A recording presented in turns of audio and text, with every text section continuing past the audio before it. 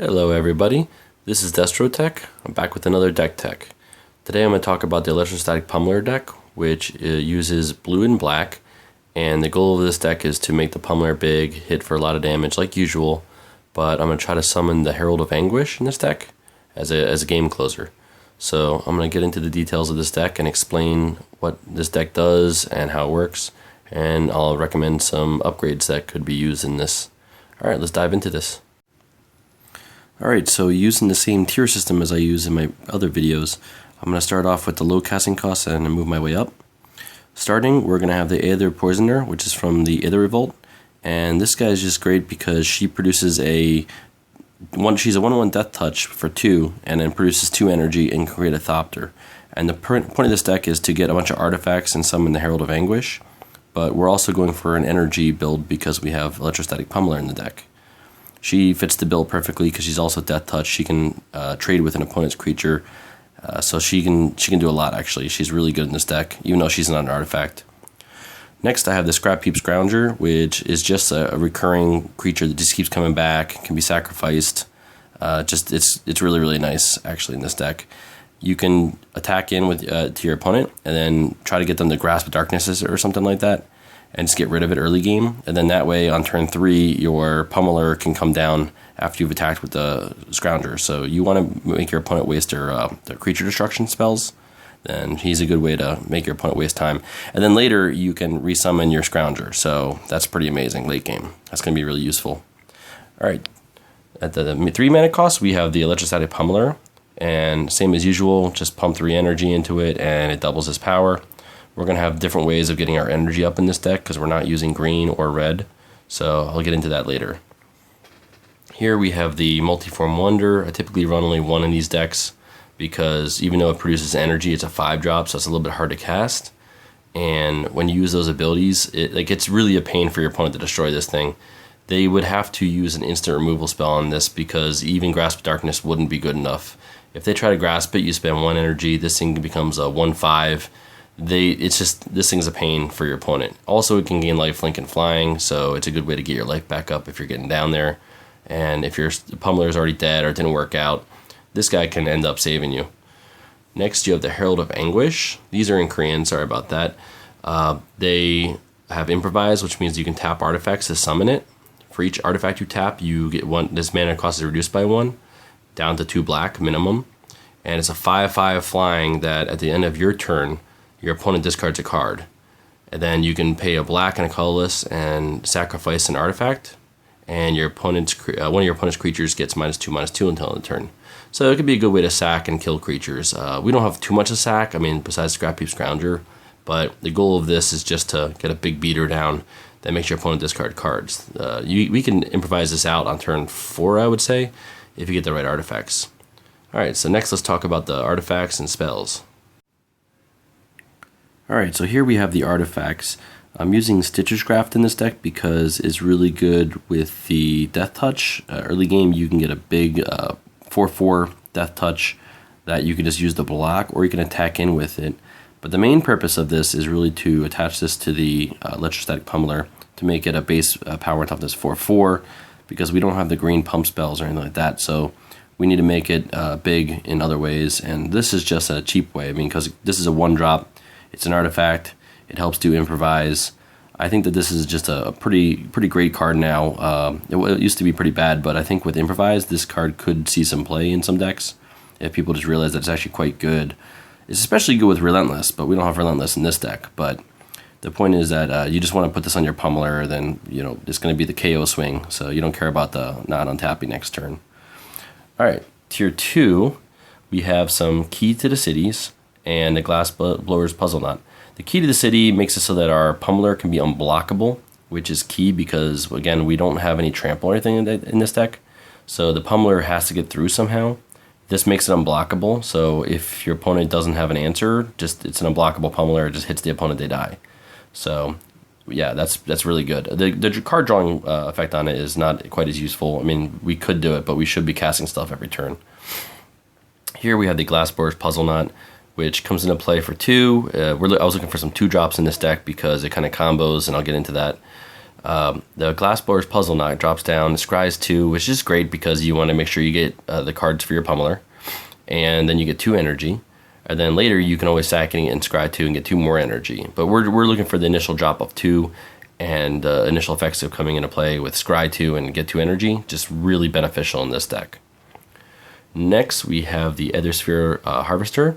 And this card is just phenomenal in this deck as well because we're already energy based. This produces energy. It's crew 1, which is going to be crucial because we have we have the creature that's a 1/1 death touch. So she can pilot this, which is great. Also, we're going to be using Tezzeret's Touched, and this can make this into a 5/5 flying lifelink on turn 4. So that could be really just game winning. It can just 5 to your opponent, 5, and you gain 5. Phenomenal. Gains energy, no reason not to play this. This card is just really great. It's also an artifact, you can tap it and help to improvise as well. So just threw it in here because I thought it would be really nice in this deck. We need some more life gain, so this works. Here we have Gonti's Aether Heart. This is a Korean card as well, but what it says is for 6, you drop it, and it's a legendary artifact, and you get 2 energy when this drops, and for each artifact you play, you get another 2 energy. And then you can pay 8 energy and remove this from the game, or exile it, and you take an extra turn. So that can help us close out the game if the game's going a little bit long. This is not like a card that you have to put in the deck. I just threw it in because I thought it'd be fun. I want to play test it more. And if you can pull that off, an extra turn could be what you need. So yeah, I think this could be really beneficial in this deck. Alright, so here we have the spells.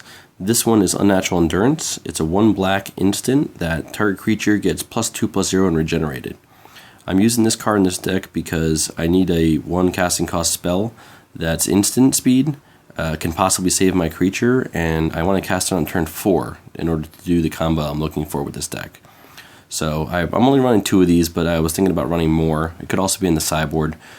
These are really key because 1 casting cost is what we really need for turn 4, and I'm going to get to that in a minute, why we need to have that 1 mana available. Next we have a Reverse Engineer. I just put this in here because I like having at least 1 card that can draw some cards. This is pretty good value. It's 5 mana for draw 3 cards, improvise. We have a lot of artifacts, so if the game is going late and our pummeler didn't pummel our opponent, then we want to make sure we refill our hand, and 3 cards does pretty nice for us. And we can cast this early game if we need to. Like, let's say we didn't draw an early game creature for turn 3, I would say. Then we can cast this and draw 3 more cards, and we have a great chance of drawing some cards we need to do our combo. Next we have Confiscation Coup, and this is just great because it gains control of target artifact or creature, and this gives us 4 energy.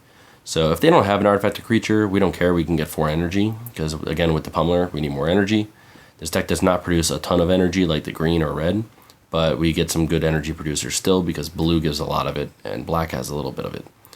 So this card can also gain control of artifacts, and if your opponent's playing certain key decks that require their artifacts, which is like the Marvel deck and everything, you can gain control of that and really kind of screw over your opponent quite a bit.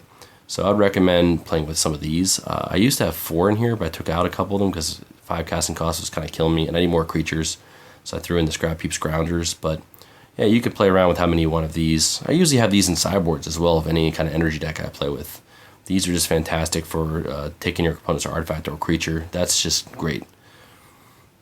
Here's the key card of the deck. This is what made me start thinking blue-black pummeler deck.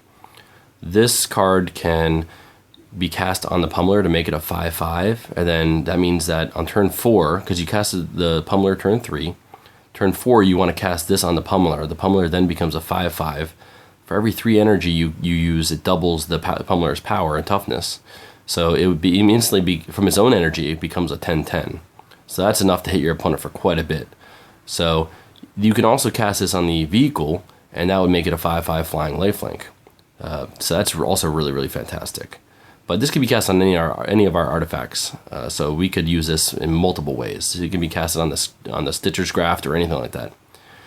This is also great because if you turn 2 out or turn 1 the Stitcher's Graft, you can then turn 2 the other card that makes it so that we can make the pummeler bigger.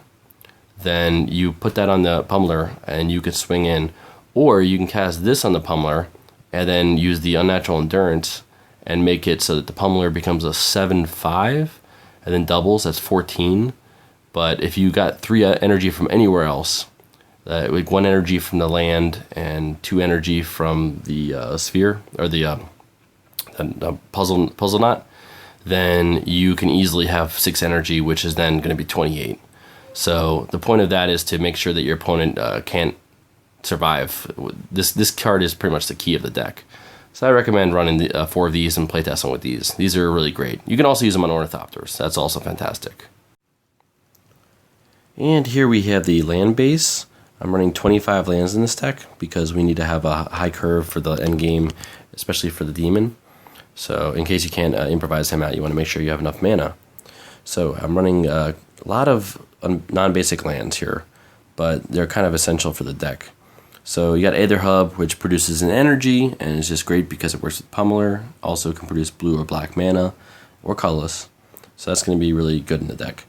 Also we have Ruins of Oran-Reef. This card I think is going to see more play with all the artifact decks because it puts a +1/+1 counter on any target colorless creature that entered the battlefield this turn. That's really good with the Pummeler because again makes them bigger. But it's also good with the Aethersphere Harvester or any other vehicle because I checked the ruling on this, and the Ruins of Oran-Reef puts a +1/+1 counter on anything that it sees as a creature that entered the battlefield this turn. Any artifact or any colorless creature that entered the battlefield this turn. So that even includes the vehicles. However, the vehicle would need to be crewed first. So if you drop an Aethersphere Harvester, then you just pilot it. It has some mixedness, so it can't attack, but you can put the +1/+1 counter on it, and it does stay on it. So then you'll have a bigger Harvester later.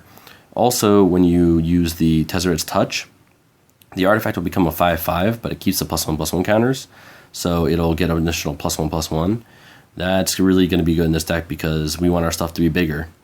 The only thing this does not affect is the Death Toucher and the Demon, so it doesn't work with them, but everything else is going to boost. Even Scrapheap Scrounger, if you drop it turn 3, you then have a 4/3 Scrapheap Scrounger.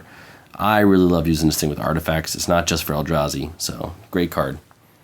Then we have 4 Sunken Hollow, 4 Choked Estuaries. Choked Estuary, just you reveal an island or swamp from your hand, and it comes into play untapped. We don't want to be tapped out too much. The reef is going to be tapped out, so that's going to be a little bit hard to cast sometimes, but it's fine. Here we have 6 swamps and 3 islands. We are very black heavy in this deck and just slightly blue. And our blue spells are typically higher casting costs. They're about 5 for the Confiscation Coup and whatnot. So we don't need blue as much. We do need black because, again, the Death Toucher and even the Demon later, the black is essentially 2 black for most of our spells. So, yeah, that's my land base. Yeah, it looks pretty good for this deck.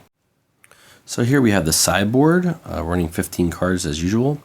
And we have 4 Metallic Rebuke because we have Improvise pretty strong in our deck, so we can cast a 1 blue counter spell.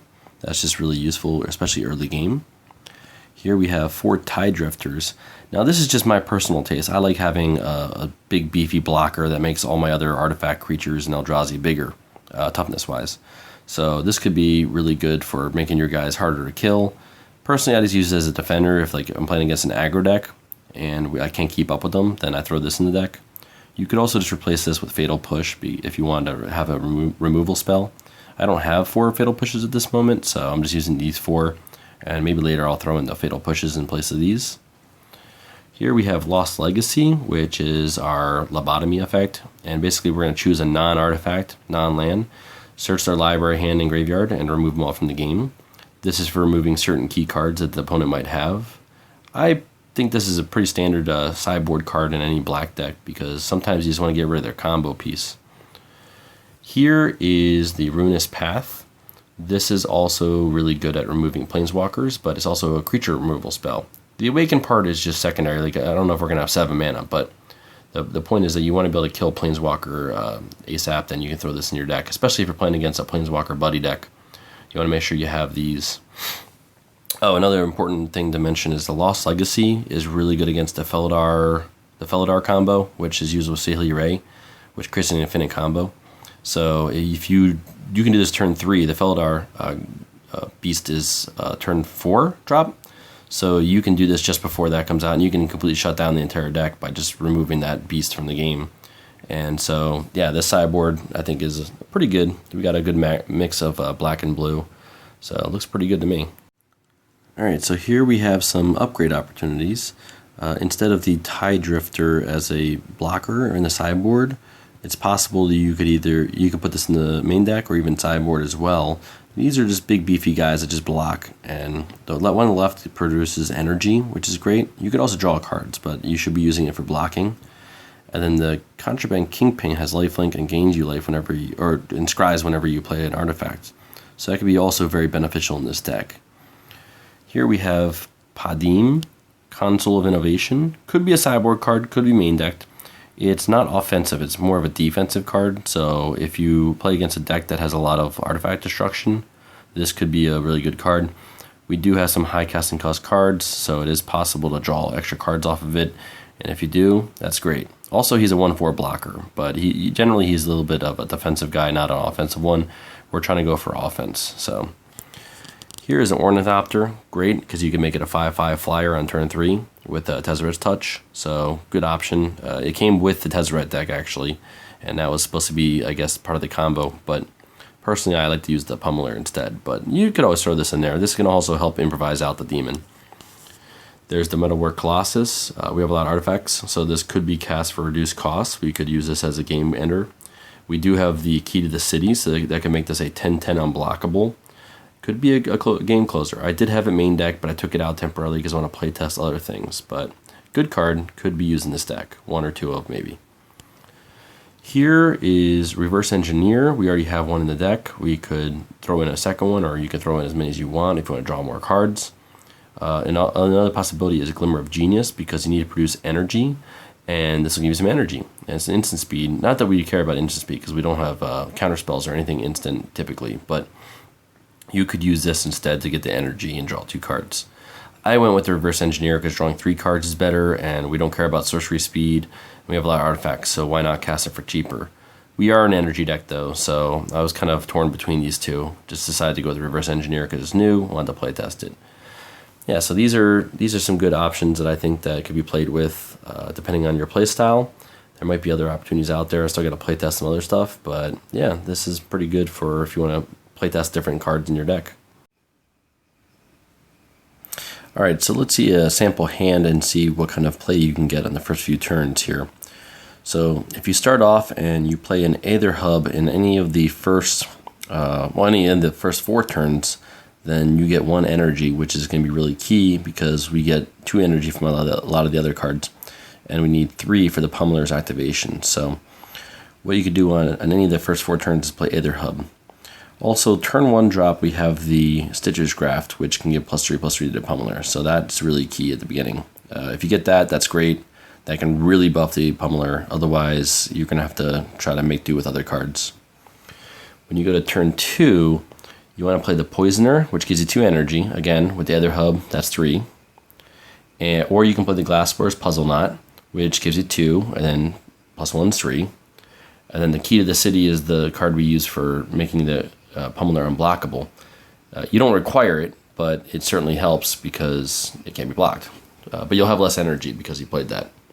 And then we've got the Pummeler here, and yeah, we already talked about him a whole lot, so this is where your energy is going to be going. Just try to keep him alive. And then here we have Tezzeret's Touch. This is the card that I kind of designed the deck as a blue-black deck, mainly to make the Pummeler into a 5/5 base, because that really overcomes like the need for the buffs. You don't need as many buffs because you're already a 5/5 for the Pummeler. So that's most of the damage. You can do 20 with just that. If he's 5/5 and you double it twice, that's 20. We have 1 extra mana here because this is turn 4. So 3 + 1 is going to be 4. You can give him another +2/+0 and make him into a 7 power creature, and then he is going to triple that. So you're going to go 7, 14, 28 damage. So again, that's if you play this on turn 4, and that's if you have 6 energy. But this is just an example of what your hand could be and what you could play. So just wanted to give an idea about that.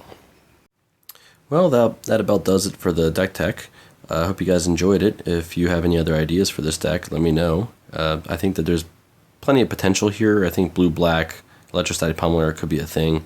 There's enough black spells that it could be really useful, especially with Grotesque Mutation. It can get lifelink and whatnot. So yeah, I think you guys can play around with this deck. I've been having a lot of fun with it, and it's just fun to play in a different energy deck that's not red and green. So yeah, check it out, see what you think about it, and you can always modify it however you see fit.